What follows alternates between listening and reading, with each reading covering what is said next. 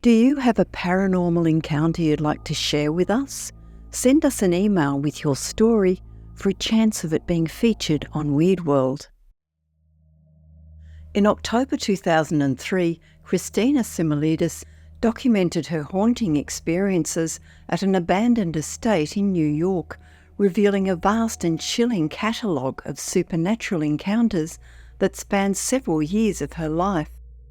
Her account, which she insists is entirely true, centres around a historic property known as the Davis Estate, whose dark history would come to impact her life in ways she never imagined. Christina's story begins at a congregational church, the oldest within a 40-mile radius of her home. A moderately sized cemetery sits on the church grounds, its well-kept landscape dotted with orderly rows of tombstones. A narrow dirt path, winding along the cemetery's perimeter, leads northwest toward a dense woodland area. At the end of this path stands the crumbling Davis Estate, built around 1775 on what was once Native American burial grounds. The Davis family, wealthy landowners of their time, constructed the mansion as their primary residence. Through the centuries, the property changed hands, eventually coming into the possession of the Willis family, prominent figures in the shipping industry.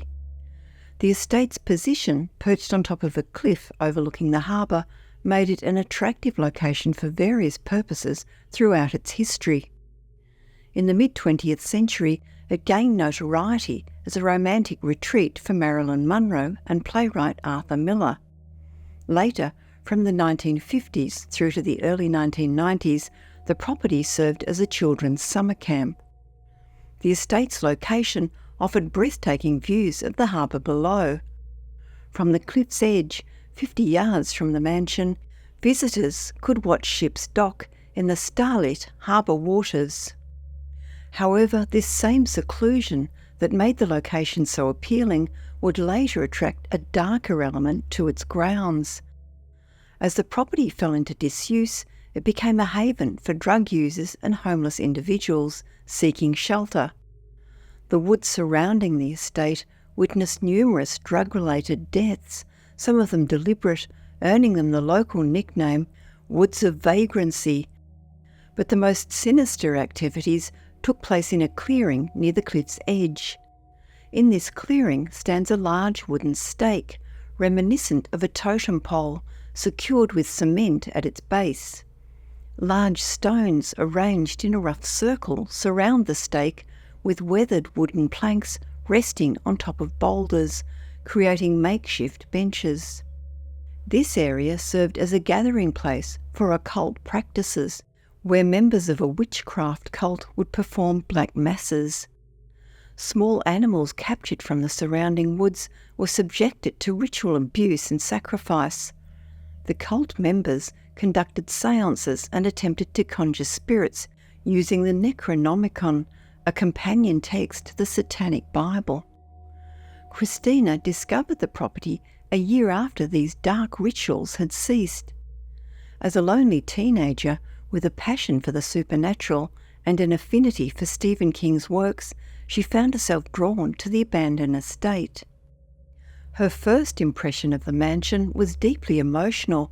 She perceived it not as an empty shell, but as a weary face conveying profound loneliness.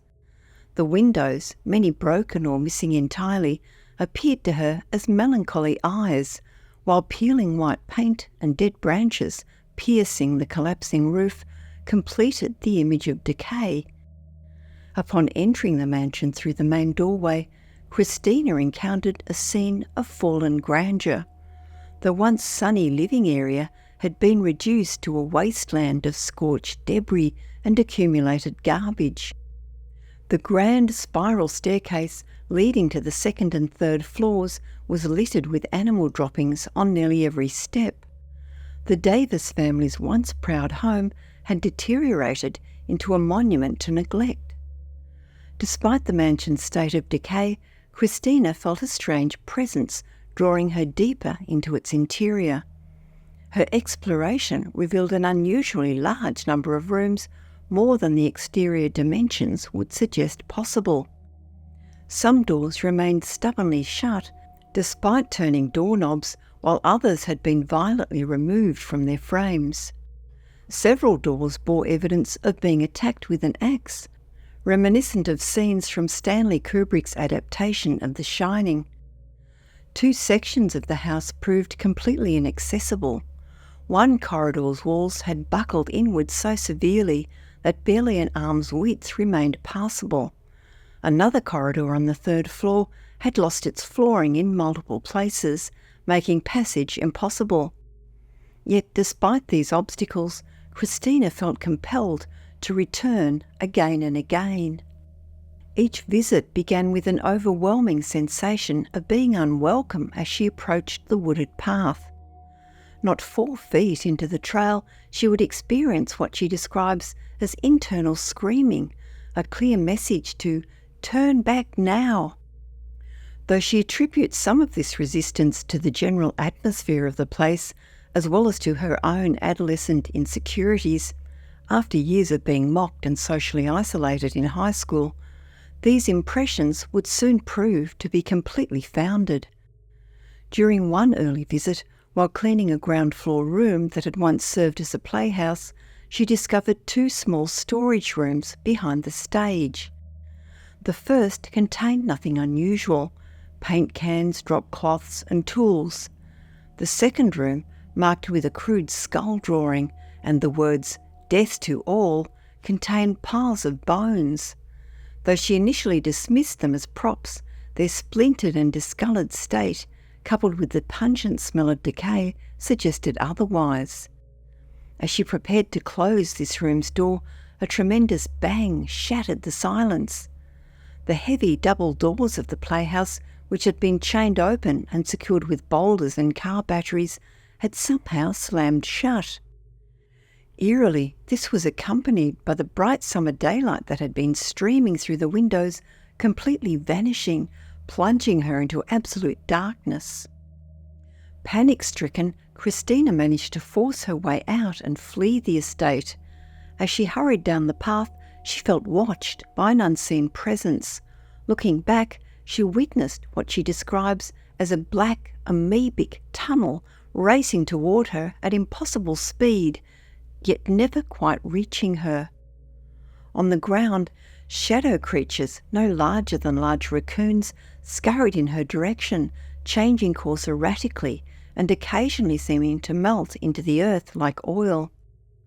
Near the path's end, she glimpsed a gaunt torso hanging from a high tree branch, waving like a handkerchief in the wind before dissolving into the trunk faster than she could blink.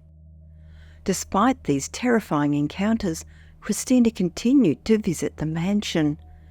She would often stand outside, studying the upper windows, where she once spotted a young girl in a white nightgown who vanished upon being noticed.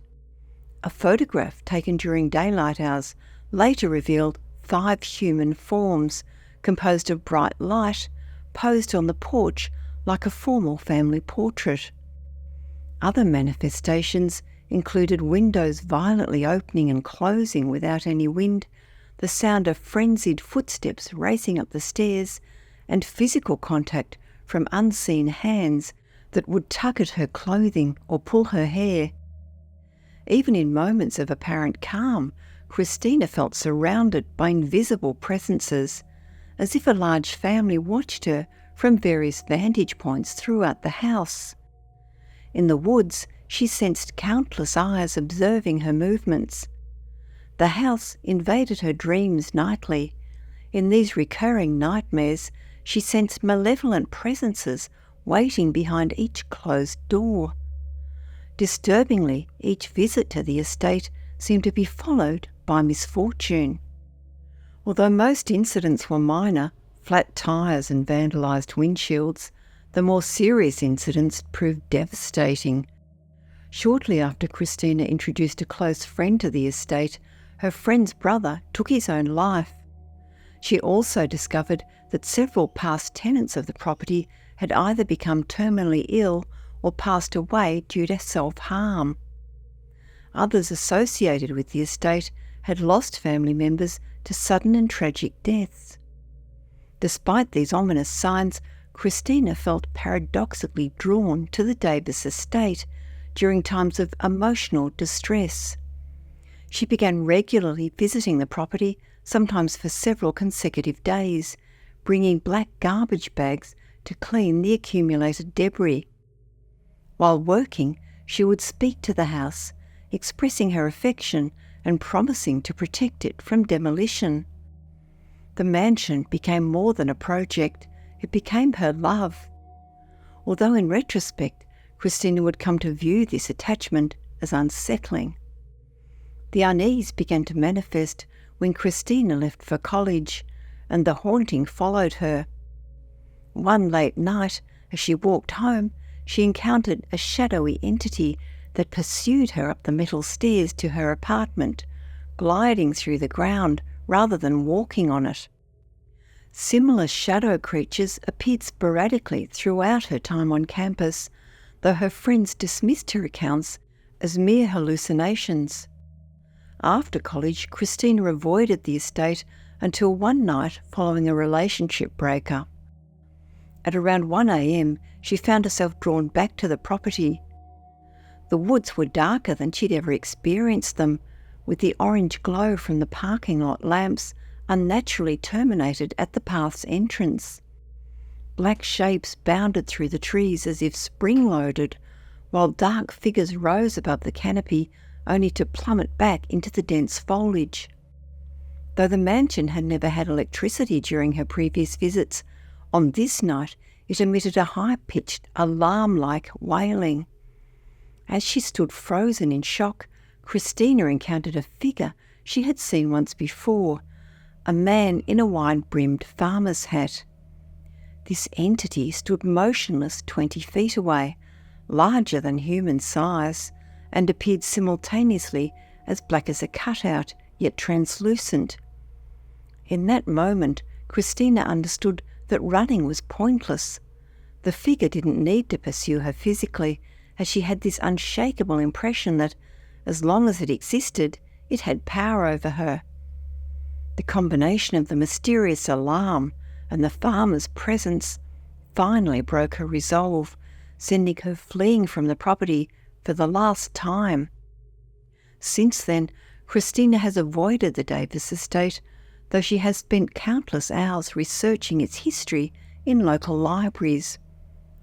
At the time of her account, county officials were discussing plans to convert the estate grounds into parkland, a prospect that filled her with dread as she contemplated unsuspecting families encountering what she witnessed. Though the present still haunts her occasional nightmares, Christina has learned to resist its pull. As she concludes, sometimes protecting one's life requires sacrificing one's pride.